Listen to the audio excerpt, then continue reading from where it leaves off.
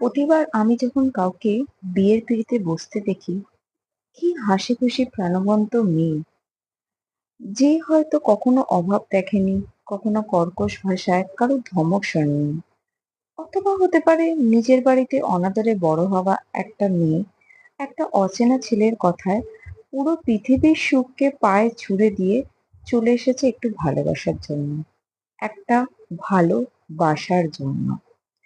আমি ভাবতে থাকি, এই লাল শাড়ি, ডিজাইনার লেহেঙ্গা, কক্স কিংবা কাশ্মীরের হানিমুনটা সেরে ফেললেই পরের সপ্তাহে যে একটা অদ্ভুত অচেনা অগ্নি পরীক্ষা শুরু হবে তার জন্য।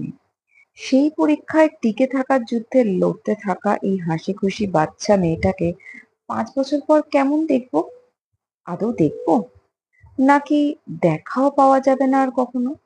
স্বামীর অফিস, বাবা মার অসুস্থতা, বাচ্চাদের পরীক্ষা, কথা বলে বান্ধবীদের দেখা সাক্ষাৎও অ্যাটেন্ড করতে পারবে না। 1 বছরে 2টো দিন নিজের জন্য বের করার অবসর পাবে না। পৃথিবীতে টিকে থাকার এই বিচ্ছিরি প্রতিযোগিতার সব মেনে নিতে নিতে আর সবকিছুর সাথে মানিয়ে নিতে নিতে 10 বছর পর এই হাস্যোজ্জ্বল চোখ দুটো কি জীবিত থাকবে, নাকি আর দেখবো না কোনোদিন?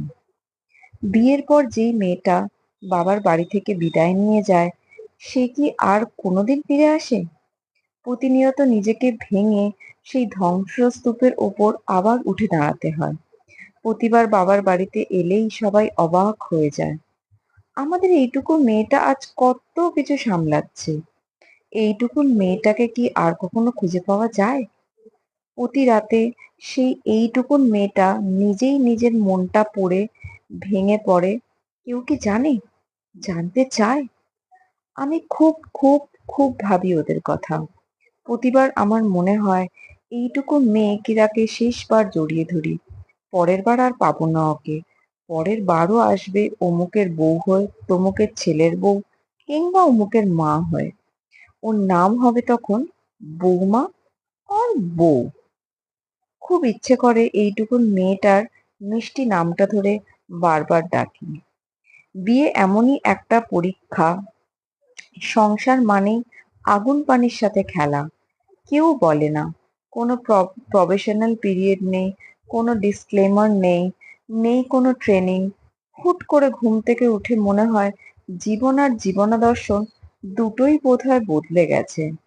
পৃথিবীর সবচেয়ে ব্রিলিয়ান্ট মেয়েটা, সবচেয়ে ধনী বাবার মেয়েটা, সবচেয়ে দিন্নি ঘরের মেয়েটা, সবচেয়ে গরিব ঘরের মেয়েটারও বিয়ের পর আইডেন্টিটি ক্রাইসিসে ভুগতে হয়।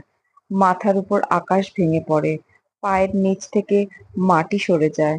2 ঘন্টা রেস্টুরেন্টে হাত ধরে বসে থাকলেই কেউ কখনো বলতে পারে না সেই মানুষটা এক ছাদের নিচে বসবাস করার সময় কেমন সাপোর্ট দেবে।